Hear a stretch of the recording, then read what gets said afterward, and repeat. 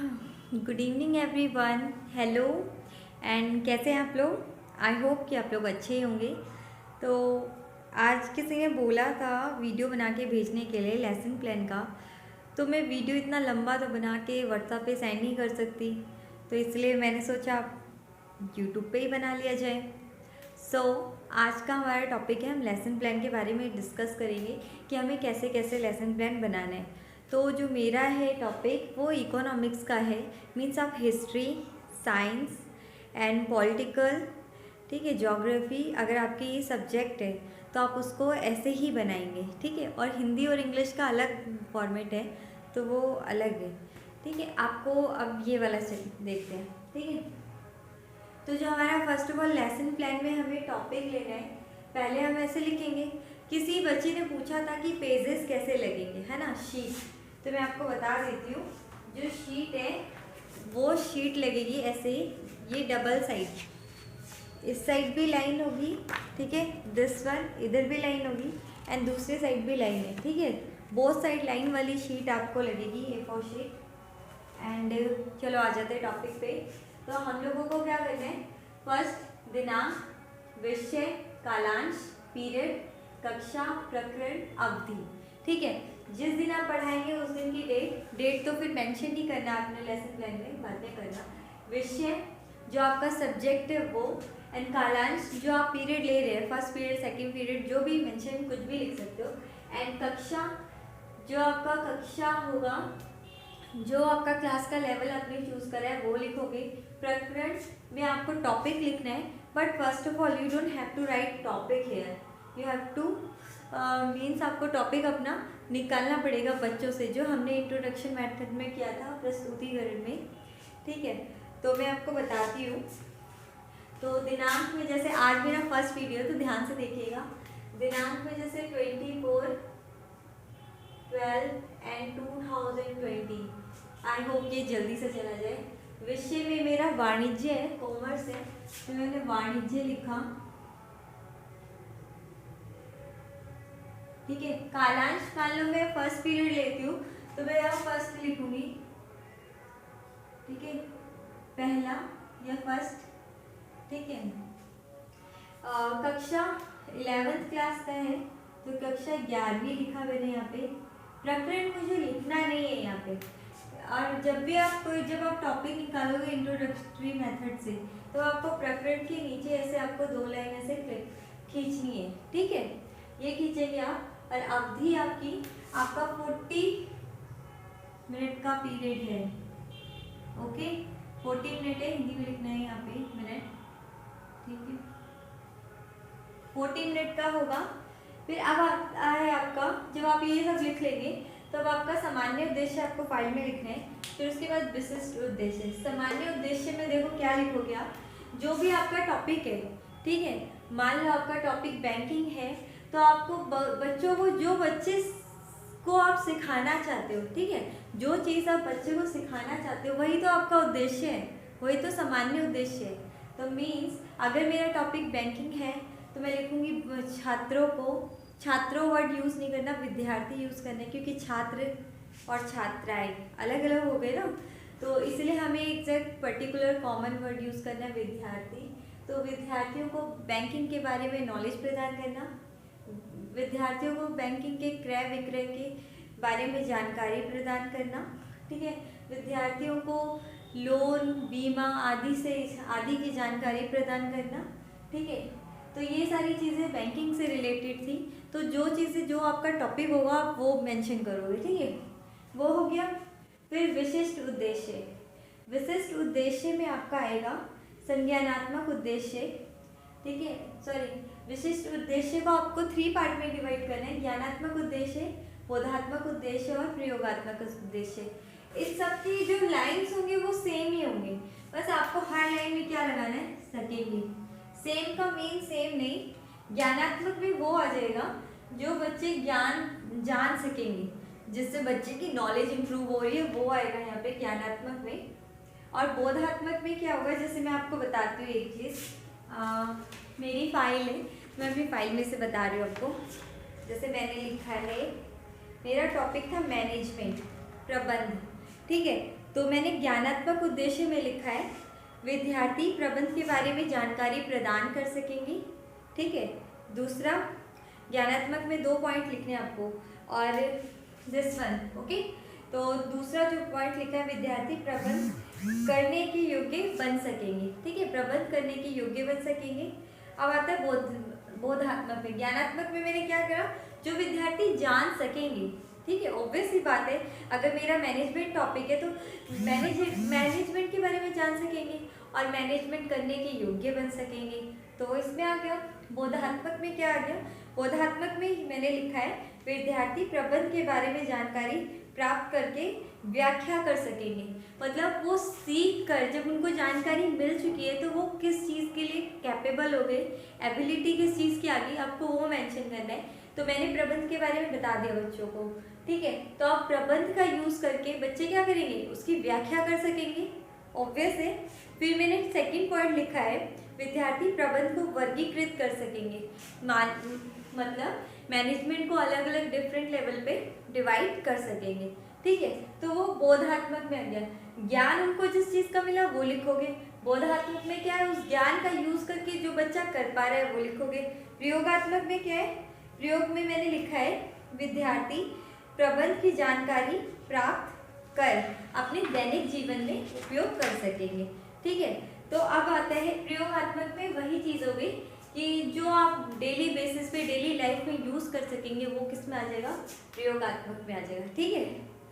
And ये सब तो था सामान्य उद्देश्य, विशिष्ट उद्देश्य, लेकिन आपको पता था आपका टॉपिक प्रबंध है तो इसलिए आप ये सारी चीज़ें लिखोगे, लेकिन आपको अभी भी टॉपिक नहीं लिखना है यहाँ पे, ठीक है।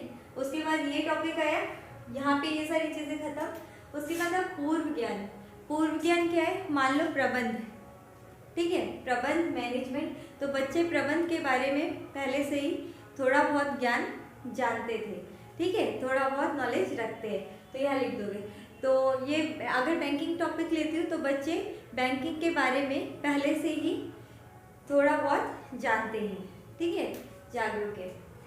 सहायक सामग्री, जो जो सामग्री आपने यूज़ करी है, मीन्स श्यामपट्ट, ब्लैक बोर्ड, ठीक है, संकेतक, पॉइंटर जो आपका होगा, चार्ट, जो भी आप मॉडल आप दिखा रहे हो वो, ठीक है, और अन्य कक्षा उपयोगी सामग्री। आपको सेम एज इट इज ये लिखना है, सामग्री लिख के श्यामपट्ट, संकेतक, चार्ट एवं अन्य सामग्री उपयोगी सामग्री, जो भी आप लेसन प्लान में बनाने के लिए उसके बाद आप वो जो इंस्ट्रूमेंट आप यूज़ करेंगे वो चीज़ें यहाँ पे लिखनी है। अंडरस्टैंड। इसके बाद का टॉपिक बताती हूँ। अब जैसा कि हमने वहाँ तक पढ़ा सहायक सामग्री, ठीक है। सहायक सामग्री में आप श्यामपट्ट, चॉक, चार्ट पेपर, अब ये सारी चीज़ें लिखेंगे। उसके बाद का जो टॉपिक आता है वो आपका है प्रस्तावना प्रश्न। इसी में इंट्रोडक्टरी क्वेश्चन पूछे जाते हैं, ठीक है। मीन्स आपने पढ़ा था कि जैसे यहाँ पे एक क्वेश्चन पूछेंगे, बच्चे आंसर देंगे, ठीक है। बच्चों ने जो आंसर दिया उसी से रिलेटेड आप एक क्वेश्चन पूछेंगे, फिर बच्चे आंसर देंगे, फिर बच्चे ने जो आंसर दिया फिर उससे रिलेटेड क्वेश्चन पूछेंगे, आंसर देंगे, फिर आप वही टॉपिक उठाएंगे, उससे रिलेटेड क्वेश्चन पूछेंगे कि जिस आपको टॉपिक निकालना है अपना, ठीक है, प्रकरण निकालना है आपको। तो जो बच्चा आंसर नहीं दे पाएगा वो किस में आ जाएगा, समस्यात्मक में। अब मैं आपको अपना पढ़ के बताती हूँ, जैसे कि मैंने करा है। अब मैं बच्चों को, वैसे ये सब पढ़ के करना नहीं है, सर ने बोला था, मीन्स आपको पूरा याद होना चाहिए। जब आप प्रैक्टिकल देंगे तो आपको अपनी इंट्रोडक्टरी क्वेश्चन, आपके टॉपिक्स वगैरह सब कुछ यहाँ होना चाहिए, ओके, क्योंकि ये फाइल कहीं काम नहीं आने वाली। मीन्स अब जैसे मेरा टॉपिक क्या था, प्रबंध था, तो मैं बच्चों से पूछूंगी कि किसी भी कार्य को करने से पहले हम क्या करते हैं। तो बच्चा आंसर करेगा, किसी भी कार्य को करने से पहले मैम हम प्लानिंग करते हैं, बहुत सारी चीज़ें बोल सकते हैं, प्लानिंग करते हैं। प्लानिंग मतलब होता है हिंदी में नियोजन, ठीक है। बच्चे ने अगर प्लानिंग बोला है तो आप उसको बोल दो कि नियोजन बोलते हैं बेटा इसको, हाँ वेरी गुड, ठीक है। इन्फोर्समेंट भी देना होता है, वेरी गुड, ठीक है। फिर आप बोलोगे नियोजन, आपका टॉपिक आ गया नियोजन। अब उससे रिलेटेड क्वेश्चन पूछोगे, सबसे पहले हम क्या करते हैं, नियोजन करते हैं, प्लानिंग करते हैं। अब आते हैं मेरा सेकंड क्वेश्चन है, मैंने पूछा है हम नियोजन क्यों करते हैं। मेरा पहले यहाँ पे नियोजन निकला, आंसर बच्चों ने दिया। अब मेरा वही क्वेश्चन है, अब हम नियोजन करते क्यों हैं? तो फिर बच्चा बोलेगा ताकि हमारा काम बहुत आसान से हो जाए मैम, हम अच्छे से कर लें, या फिर इस टाइप का ऐसा क्वेश्चन आंसर कर सकता है। ठीक है, तो बच्चा आंसर करेगा, फिर आप बच्चे को बोलोगे वेरी गुड। ठीक है, तो कार्य को सरल एवं सुचारू रूप से करने के लिए हम लोग क्या करते हैं? नियोजन करते हैं। आप ऐसे घुमाकर अपने आंसर को उस पर ला सकते हो। ठीक है, तो सुचारू रूप से करने के लिए अच्छे से। ठीक है, तो आपका मेरा थर्ड क्वेश्चन जो बना है वो है कार्य को सरल एवं सुचारू रूप से करने के लिए हम क्या करते हैं? ठीक है, तो बच्चा बोलेगा हम लोग प्लानिंग करते हैं, डायरेक्शन देते हैं, नियंत्रण कंट्रोल करते हैं, बहुत सारी चीज़ें हैं जो बच्चा बोलेगा कि हम लोग ये करते हैं। ठीक है, तो आपका आ गया नियोजन, निर्देशन, नियंत्रण मेरा निकल के आया यहाँ पे। तो अब मैंने वही क्वेश्चन घुमा के यहाँ पूछ लिया, जब हम किसी भी कार्य को नियोजन, निर्देशन, नियंत्रण यानी कि प्लानिंग, डायरेक्शन, कंट्रोलिंग और इन सब चीज़ों से करते हैं तो उसको क्या बोलते हैं? ठीक है, तो बच्चा वहाँ पे क्या हो गया? कंफ्यूज। तो आपका जो टॉपिक था वो मेरा टॉपिक क्या था? प्रबंध। तो वहाँ जो मैंने प्रकरण लिखा था ऊपर, तो फिर बच्चों को बोलोगे विद्यार्थियों, प्रिय विद्यार्थियों, आज हम प्रबंध, यहाँ मैंने डैश लिखा है, जो आपका टॉपिक होगा वो लिखना, प्रबंध के बारे में विस्तार पूर्वक पढ़ेंगे। मान लो आपका टॉपिक बैंकिंग है या ताजमहल है, तो विद्यार्थियों आज हम ताजमहल के बारे में पढ़ेंगे। तो आप ऐसे यहाँ पे लिख सकते हैं। ठीक है, ये हो गया आपका, ये मैंने पढ़ लिया। उसके बाद ये फाइल में लिखने के बाद उसके बाद आपका आता है प्रस्तुतिकरण। प्रस्तुतिकरण में क्या आएगा? शिक्षण बिंदु, जो भी आपका पॉइंट है वो लिखने हैं आपको, जो जो टॉपिक, जैसे मैं प्रबंध के बारे में बता रही हूँ तो मैं यहाँ पे क्या लिखूंगी? प्रबंध की डेफिनेशन, प्रबंध की विशेषता, कुछ भी बता सकती हूँ, प्रबंध के स्तर बता सकती हूँ, प्रबंध के कार्य बता सकती हूँ, मैं कुछ भी बता सकती हूँ। ओके, तो अब आते हैं यहाँ टॉपिक पे। कुछ भी क्या, ऐसे थोड़ी ना कुछ भी बता दूँगी। अब मतलब ऐसा कुछ यहाँ पे टॉपिक लेने हैं ताकि जब आप टीचिंग करो वहाँ पे जाओ तो आपके माइंड में हो, आप याद कर सको। ऐसे तो आप बहुत टफ टॉपिक उठा लोगे और लिख दोगे यहाँ पे, तो मीन्स अब जब आपके पास अगर टॉपिक आ गया है ये, तो आपके लिए तो थोड़ा टफ हो जाएगा ना। तो हमें ऐसे ही क्वेश्चन बनाएंगे ताकि बच्चा भी आंसर कर सके। ठीक है, आपका टॉपिक भी निकल आए और आप जब पढ़ा रहे हो तो वो ईजिली आप पढ़ा भी सकें। ओके, सो प्रस्तुतिकरण में आता है, अब जैसे मैंने प्रबंध के बारे में बताया। ओके, तो मेरा फर्स्ट शिक्षण बिंदु क्या था? प्रबंध। राइटिंग पे मत जाना प्लीज। प्रबंध, तो छात्र क्रिया क्या है? छात्र क्या करेंगे? ध्यान पूर्वक सुनेंगे। तो यहाँ पे ध्यान, यहाँ लिखना है ध्यान पूर्वक सुनेंगे।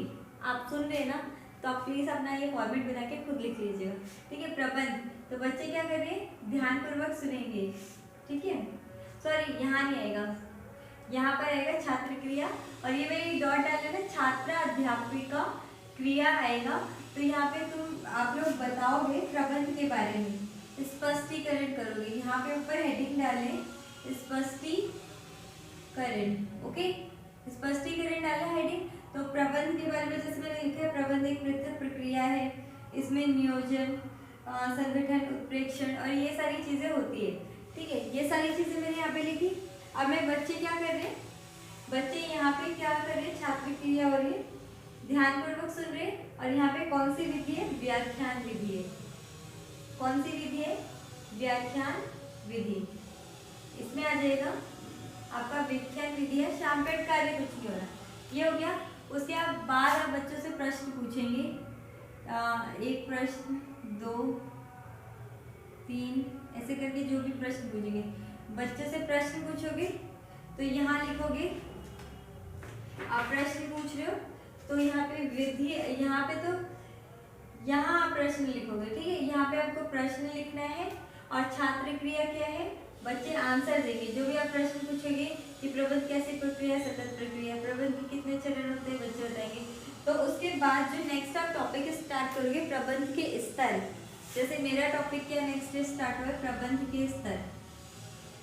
ठीक है, तो आप यहाँ पे बच्चों से पूछेंगे, बच्चों क्या आप, विद्यार्थियों क्या आप प्रबंध के स्तर के बारे में कुछ जानते हैं? तो बच्चा यहाँ पे क्या हो जाएगा? मोहन। तो यहाँ पे बच्चा जो होगा तो वहाँ पे लिखना है निरुत्तर।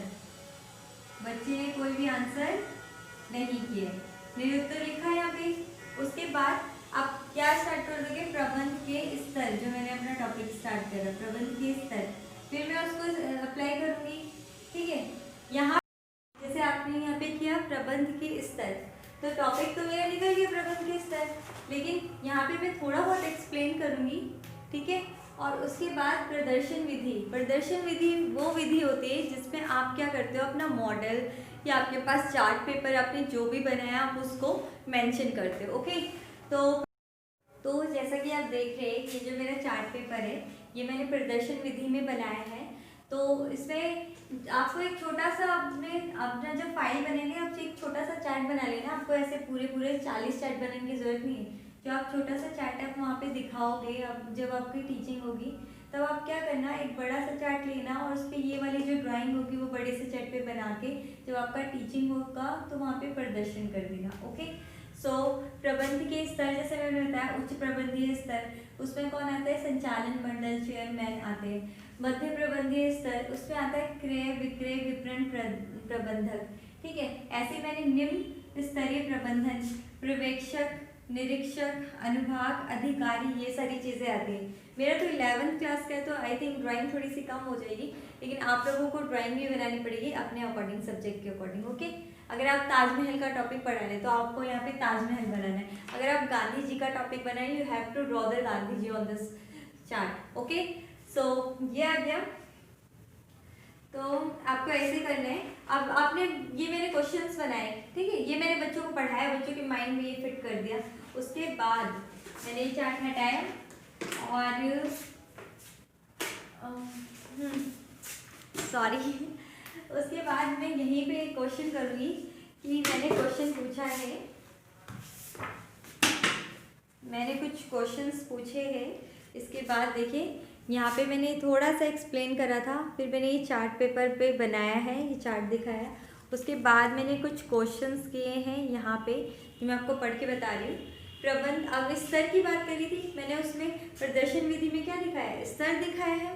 तो मैंने पूछ लिया बच्चों से प्रबंध के कितने स्तर होते हैं, तो बच्चों ने हाथ खड़ा करा, मैम प्रबंध के 3 स्तर होते हैं। ठीक है, आंसर गुड, आपने अच्छा पढ़ा है, इसका मतलब बच्चे आंसर कर रहे हैं तो इट मीन्स आपने अच्छा पढ़ा है। ठीक है, उच्च स्तरीय प्रबंध में क्या आते हैं, तो बच्चे बताएंगे संचालन मंडल, चेयरमैन, ये सारे किस में आते हैं, उच्च स्तरीय प्रबंध में।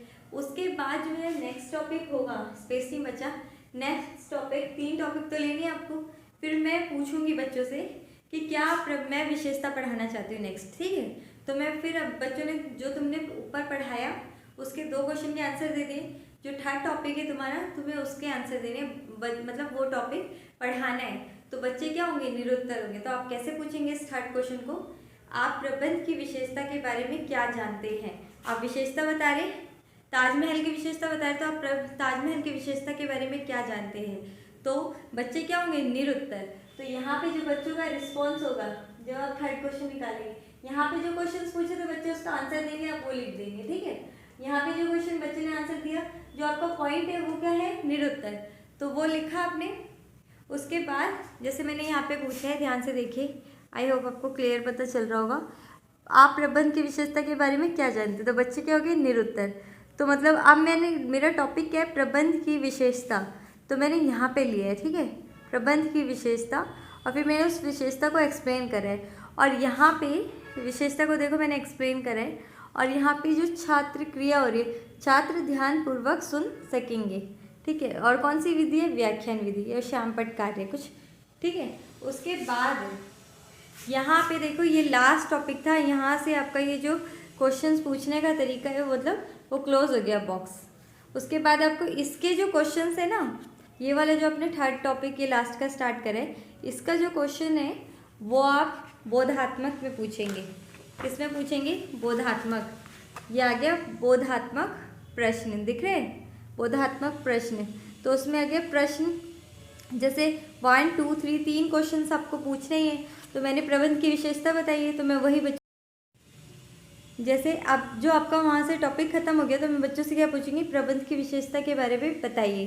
ठीक है, बच्चे बताएंगे, बोधात्मक में आ जाएगा।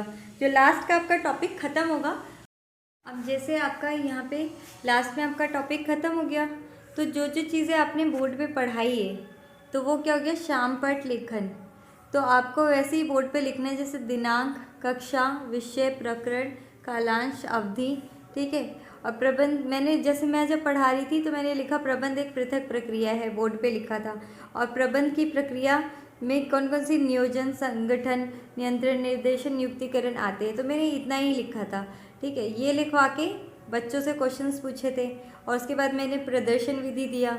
फिर उसके बाद जो मैंने विशेषता बताई तो वो मैंने व्याख्यान विधि से बताया, तो मैंने वैसे क्वेश्चन पूछे थे। ये जब मैं करवा लूँगी तो बच्चों को बोलूँगी, बच्चों ये कृपया करके अपनी मतलब उत्तर पुस्तिका में लिखे। उसके बाद ये ख़त्म। उसके बाद क्या है, विद्यार्थियों को श्याम पट पर लिखे कार्य को पुस्तिका में लिखने को कहा और पूरी कक्षा में घूमकर विद्यार्थियों का निरीक्षण किया। जब आपका टॉपिक खत्म हो गया उसके बाद आप ऐसे करोगे। फिर पुनरावृत्ति प्रश्न, तो पुनरावृत्ति प्रश्न वैसे तो आप फाइल में भी लिखोगे। पुनरावृत्ति में क्या होगा कि आपके जितना पूरा तीनों जो टॉपिक आपने शिक्षण बिंदु में लिया, आपको वो टॉपिक लेना है और पढ़ाना है। उसमें आप क्या कर सकते हो, आप इसमें जैसे मैंने 5 प्रश्न लिए, तो फिलिंग द ब्लैंक्स भी ले सकते हो, मैच द फॉलोइंग भी ले सकते हो और ट्रू फॉल्स भी ले सकते हो, ठीक है। 5 प्रश्न लिए पूरे में से, इजी लेना है ताकि बच्चे आंसर कर सके, ठीक है, ऐसे लिया। और फिर लास्ट का जो है गृह कार्य जो मैं दूंगी, प्रबंध का अर्थ एवं उसके स्तर। तो जब आप ये पुनरावृत्ति क्वेश्चंस बताएंगे तो आपको ये यूज़ करना है, ठीक है, आपको ये यूज़ करना है। जब आपका साइड में ये खत्म हो जाएगा, जैसे कि यहाँ लगाती हूँ, आई वो इधर मिलेगा, स्टार्ट हो गया, सॉरी मुझे पता नहीं चला। अब जैसे पुनरावृत्ति क्वेश्चंस है, तो लास्ट में जो टॉपिक था आपका, आपने बोर्ड वर्क कराया, श्यामपट कार्य करा दिया। उसके बाद नीचे लिखा था बच्चे ध्यान, आप कक्षा में निरीक्षण करेंगे, बच्चे ध्यानपूर्वक अपना काम करेंगे, उत्तर पुस्तिका में उतारेंगे। उसके बाद जो आपका आता है पुनरावृत्ति प्रश्न, जब बच्चे बोर्ड पे सारा काम कर लेंगे और फिर उसके बाद जब बच्चे लिख चुके होंगे तो बच्चों से पूछेंगे आपके हो गया कि नहीं हुआ। उसके बाद बच्चे आंसर करेंगे, आप उस बोर्ड के वर्क को रफ कर देंगे। उस बोर्ड के वर्क को रफ करके आप अपना ये रोलर बोर्ड यूज़ करेंगे, इसी में आप पुनरावृत्ति क्वेश्चंस लिख के लाएंगे, ठीक है। और आपको इसी में ऐसे पूछना है, जैसे मैंने लिखा प्रबंध एक डैश प्रक्रिया है, तो बच्चे आंसर देंगे प्रबंध एक पृथक प्रक्रिया है, प्रबंध के डैश स्तर है, प्रबंध के 3 स्तर है, जो भी मैंने अभी बताया, प्रबंध के डैश कार्य है, प्रबंध के 5 कार्य हैं, ऐसे लिख सकते हैं। प्रबंध एक डैश चलने वाली प्रक्रिया, प्रबंध एक निरंतर चलने वाली प्रक्रिया है। संचालन मंडल प्रबंध के कौन से स्तर में आता है, उच्च स्तरीय में आता है, ठीक है, ये हो गया। और उसके बाद आप जो गृह कार्य है वो भी आप इसी में लिखते रहेंगे, ठीक है। मैं लिखता भूल गई, ऐसे इसको वापस इसको टर्न करेंगे, ऐसे यहाँ पे लिखेंगे, तो चौक है मेरे पास, तो जो भी यहाँ पे ऐसे गृह कार्य लिख देंगे, ये आप घर से लिख के लेकर आएंगे। और जो भी कार्य है, जैसे मैं विशेषता बता रही हूँ, मैंने बोला विशेषता लिखनी है, तो प्रबंध की विशेषता बताइए, ये ऐसे लिख दिया मैंने, लेकिन आपको लिखना है प्रबंध की विशेषता बताइए। तो ऐसे करके मैंने बच्चों को आंसर दे दिया। तो उसके बाद लास्ट में थैंक यू बच्चों, मतलब आज की क्लास इतनी थी, तो बस थैंक यू बोल देना, बस ओके बाय। तो आज के लिए इतना था, घर से अपना गृह कार्य इतना करके लेकर आना। Thank you so much, okay. अब मैं आपको एक चीज़ और बता देती हूँ, मैंने तो ये लेसन प्लान इस टाइप से बता दिया, ठीक है। अभी क्लास में क्लास में कैसे पढ़ाना है, अब जब आप क्लास में पढ़ाना शुरू करेंगे तो आपको पता होना चाहिए कैसे पढ़ाना है। तो एक मैं वीडियो ऐसा बनाऊंगी कि मतलब मैं क्लास में स्टार्ट कर रही हूँ पढ़ाना, ठीक है। तो आई थिंक वो 10 मिनट्स के अराउंड होना चाहिए, तो उतने में हो जाएगा। सो अगर आपको सच में मेरा वीडियो अच्छा लगे तो प्लीज़ मेरे चैनल को लाइक कर दें, सब्सक्राइब कर दें एंड शेयर भी कर दें, ताकि मैं बीएड से रिलेटेड चीज़ें लेकर आऊँ। एंड अभी यूपी टेट आने वाला है, तो मैंने सोचा क्या है, मैं करूँगी यूपी टेट के जितने भी प्रीवियस ईयर के क्वेश्चन हैं पिछले 10 ईयर्स के, उसका जो मैथ्स पोर्शन है वो कराऊँगी और उसका जो ईवीएस पोर्शन है वो कराऊँगी, ओके। सो प्लीज़ मेरे चैनल को लाइक करें, शेयर करें एंड कमेंट करें अगर अच्छा लगा है तो, और सब्सक्राइब करके बेल आइकन को प्लीज़ ज़रूर दबाएं, ओके। तो कल से ही मेरी video daily 9 to 10 PM night में अपलोड होगी, सो प्लीज़ आप देखना। आई होप कि मेरा वीडियो आपके लिए बहुत ही ज़्यादा यूज़फुल हो। तो thank you so much, bye.